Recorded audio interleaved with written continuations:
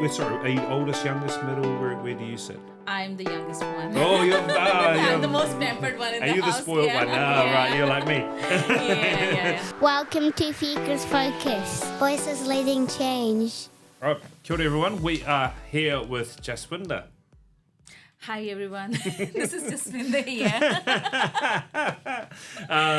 We're down here at the Batch, and I'm really privileged to be in a position to talk to people like yourself, Jaswinder. I think to start off, it's been so awesome to have so many conversations about you with our team, about your approach, about your abilities, your teaching philosophies, the calm and the expertise that you bring into the Batch kirikahurangi space. It's, for me, coming in from primary to work to see in that space, just seeing an outstanding practitioner such as yourself, it is a privilege for me. So we really are excited to get you on here and just to talk through some of your thoughts and thinking. I mean, I'm really grateful to be a part of such a good team, and I'm really happy to be with you people, and that you recognize all these abilities in me. Really happy here. I appreciate that. Yeah. Jaswinder, let's just start. We always start. Tell us a little bit about yourself, your family at home, and all that sort of stuff that who makes up Jaswinder. Yeah.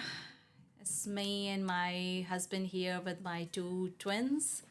Yeah, and all my other families, they are still in India, like my sister, my brother, and my mom. My dad, he passed away in 2018. And in my in-laws family, we have like joint family. My mother-in-law, my brother-in-law, his family. And And if you ask me about Jaswinder, so Jaswinder is like from her experiences, some things that I learned from home from my mom. My mom is always like inspiration for me. Yeah, and before you talked about the approach, the means the very best thing I learned from my mom is to be like humble and respectful to people. You know, suppose if you know so much, that doesn't mean like you disrespect someone, like showing off your knowledge and treating people in a way, you know, that make them feel like they're not of your level. So there's the thing I learned from my mom, to be respectful to all of them. Doesn't matter like which status, which means where they are, means which place they belong to. And the other things I learned from my experience, and my professional experience in different schools in India, working with different age groups there. And after coming here to New Zealand, I learned a lot. I actually find change in my teaching philosophy, my teaching strategies. I learned a lot from the culture here in New Zealand, from the curriculum that we follow here. Those going back to mum. Yeah. So obviously that's if we're talking about that level of respect, because that really shines through your actions in the room. It's very clear that respect is a major value. Respect, because respect is not just built towards an interaction. It's respect of time, space, environment, others, energies. You know, like when a child's upset, it's respecting that the child is upset. It's respecting that, no, I don't want to eat, or I don't want to do, you know, that is also an element of respect. But with mum, because there's you and your brother. Yeah, brother and sister. Yeah. As a mum, what was she like when trying to teach you? Are you oldest, youngest, middle? Where do you sit? I'm the youngest one. Oh, you're I'm the most pampered one in the house. Are you the spoiled one? Right, you're like me. So what did that look like from mum in those interactions with you three siblings, with the three siblings? Can you elaborate your So, question? like, what was Mum like when you guys were growing up and learning about each other? And because I'm pretty sure that 3 siblings in New Zealand is the same. I come from 3 siblings as well. 3 siblings in New Zealand fighting and arguing and things, and 3 siblings in India is just exactly the same. And what was Mum like when helping you guys in those formative years of growing up? I haven't seen her getting like angry. Never ever. She was very calm. She is very calm actually, and yeah. I remember like she always approached us in a very respectful way. She never yelled at us. No, never ever, and she always treated us like babies. You know, we got everything. Yeah, even our lunch, our breakfast, our clothes. Yeah, everything. She was doing everything for us. Right, Like yeah, yeah, and the same when she came here last year. Yes, Yeah, she helped me a lot to help with my goals. yes. Yeah. Sometimes I lose my temper. Sometimes, not always, but then no, you don't need to do this. You need to listen to your goals, take them out. You know, this kind of approach. Like, I have never seen her like losing her temper. Does she have brothers or sisters? Yes, she has. Yeah. Sisters? I don't have any uncle. Like my mom, she doesn't have any brother. Yes. Yeah, only they are 4 sisters. Oh, wow. Yeah. Are they like Mum? No, they are different personalities. Yeah. My mom was the most humble one. Yeah. Yes, yeah. Yeah, my other aunties, yeah, they have like different personalities that I don't want to share. Yeah. Yeah. So just sticking with Mum. Yeah. So you're talking about, you know, she calls you out on your parenting in that space, and Yeah. you know, hey, you got to listen, take them out, do that sort of thing. How does that really feed into your teaching, her approach, when you're working with children, especially in our baby space? Yeah. How do you feed that learning into your teaching? It's the calmness. Yeah, because mostly in our country, like in India, we don't have these daycare kind of things. Like Yes. until the age of 3 or 4, we stay home with our parents, and we don't. They never send us to the daycares because my mom was a housewife and she used to look after us. So, and she taught us like the basic things, reading and writing, just before going to school. The basic things we learned from her, and yeah, and she taught us like with very calm nature, you know, slowly. So if I think about my approach, so I have learned of like not rushing, Yes. be very slow, be very calm when it comes to like deal with the children. Yeah. Yeah, I think And you're so good at that. Like, it's your patience is admirable because, and now you guys have had a lot of change. You know, there's a lot of new, exciting whānau coming in, and there's children settling, and you've got some of your, you know, you've just moved on, like the Ismays and things, who were your real pillars in the room. They're now growing up as children do. So now you're in a new phase of just really helping families and young babies settle in. When you're in that space and there's lots going on, what's your approach, or how do you meet the needs of new families as they start to join your beautiful room? first of all, listen to them. What means spend more time with them. Like the first visits are very important. That is the time when you get to know the families, the family background, and means every child is unique and their requirements are totally different, you know. So first thing is have a very good discussion with them. You need a lot of time. Yeah, when they come for a visit in your room, they are having so much expectations, and they have means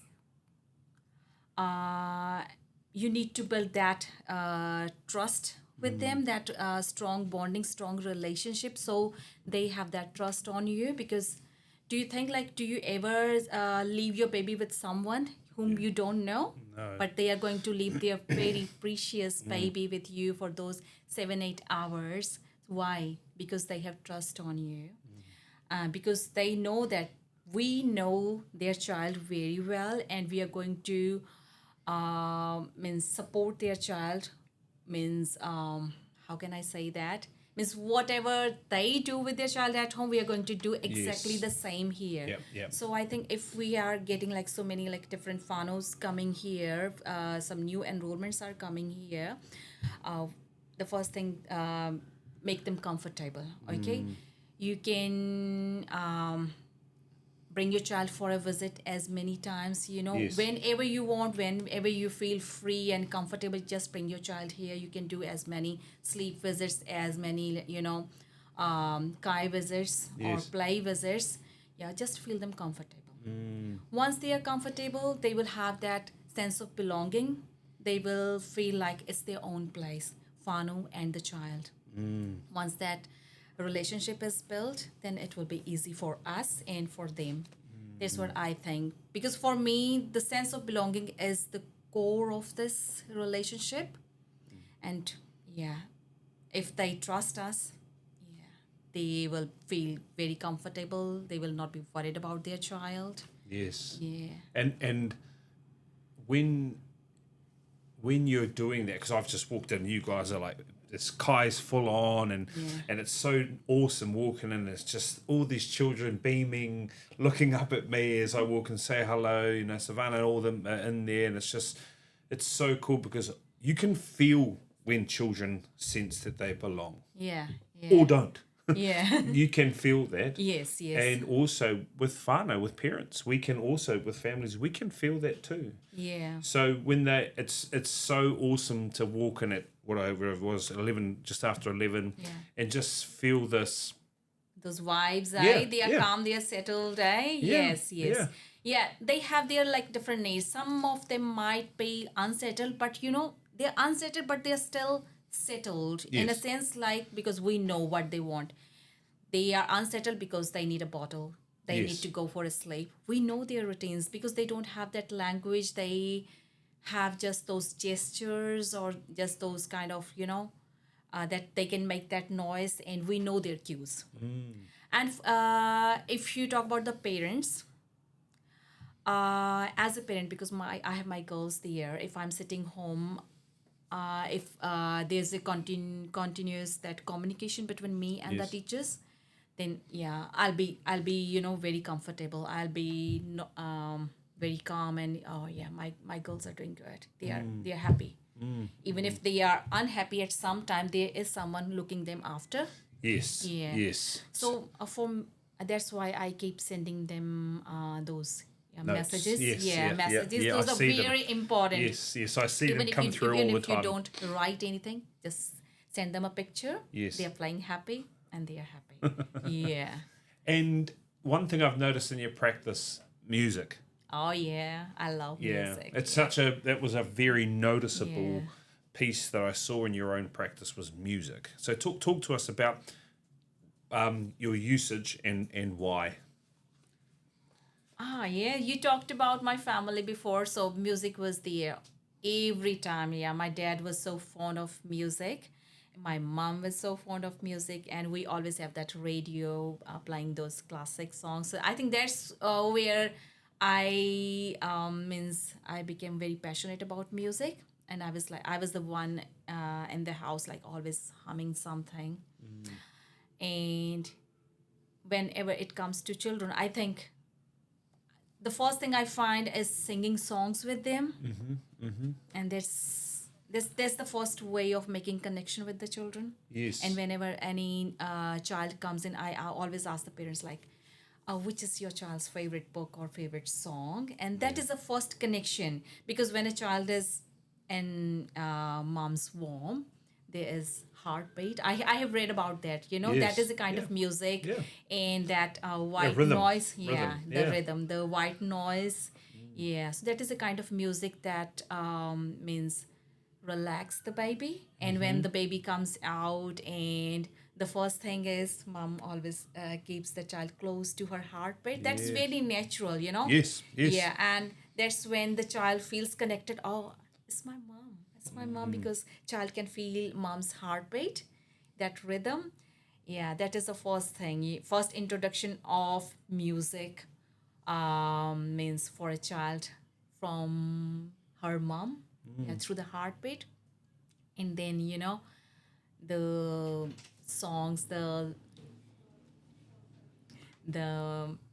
lullabies from moms, even if I've never thought. I've actually really opened my eyes there, because I've actually never thought that is the first exposure to music, is the heartbeat, is the rhythm, is the boom boom boom boom in the yeah, womb. because Then, constantly for the 9 months they are hearing that thing, yes. just when the child has that first heartbeat, after in the first month, 15 days, or when the mother conceives, then they get the heartbeat. And Yes. since then, that's the first thing I've actually continuously. never considered that. So, because that's the first language they know, They hear, and hear. understand. And in your PGC, you spoke to that. You spoke to that as a language, music is universal, you Yeah, know. it's language, or you can say no language. And children, do they need language? They don't need a language. They understand your emotions. They understand the meaning. They don't understand the language. They understand the meaning behind it. Even if you hold a baby, you say la la la la la na na na na. It doesn't have any words, but they understand, like, you are trying to communicate to them. And like, is it means, if are they safe, is it a happy thing, or whatever it is, they understand the meaning. They Because it don't does. It's a tone. It is a It is, sense of yeah, joy and yeah, happiness. yeah. You don't really, no matter what type of music, I guess, you're generally singing or in beats or using rhythms as a way of soothe, calm, enjoyment. Enjoyment. And it's so relevant, because I've been in and seen, even when we're reading books, you read with rhythm and timing, and it becomes a part of your approach. Yeah. But it's just so relevant in a baby. I actually never thought, or I've never connected that, because the first real language is the heartbeat and the tone, and we're all born into that, aren't we? Yes, Wow. definitely. Yeah. So when you're helping settle a child, and you were just talking about holding a child in that space, that music, and you're using, you were talking about their songs. Yeah.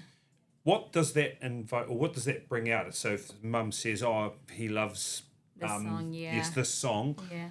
what does that do for the child when you then play the music?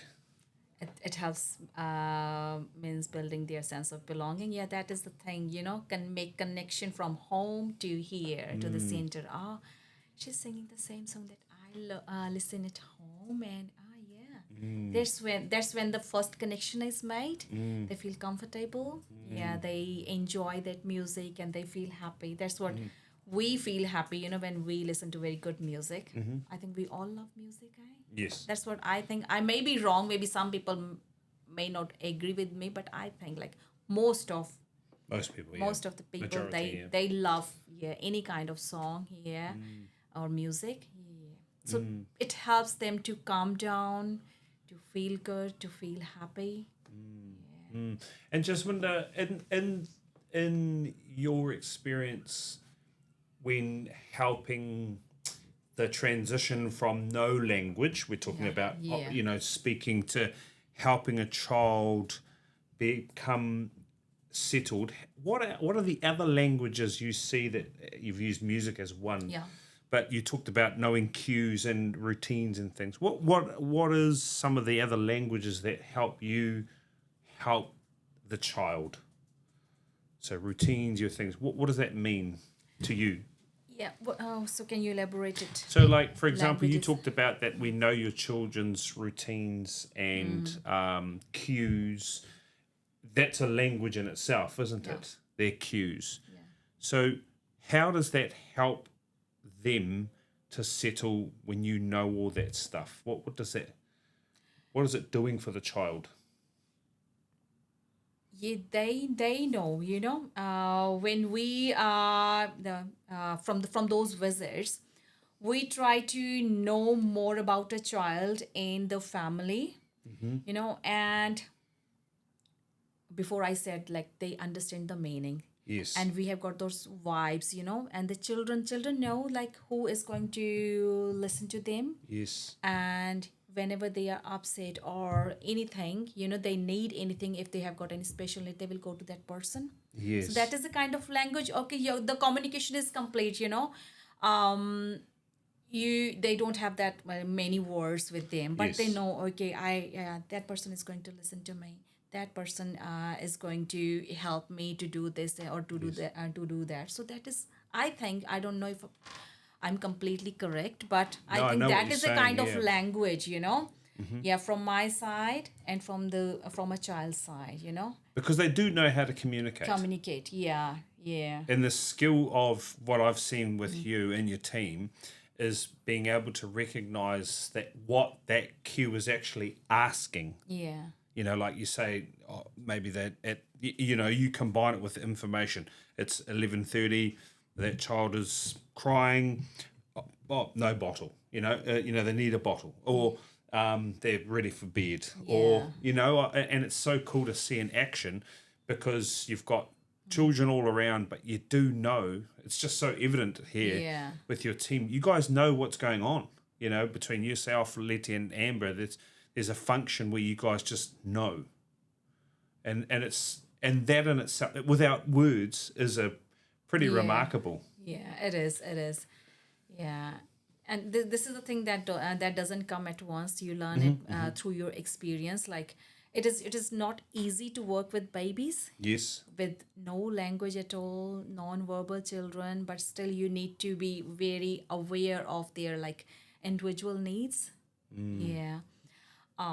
It's like more time you spend with the children, more you know about them. Yeah, they don't have to say, like, even if you look at their eyes, look at their face, and if they are, like, looking for something, like, they want something, they need a distraction, or they need something, they're like when you talk about the languages, there are so many things going on around in the whole environment.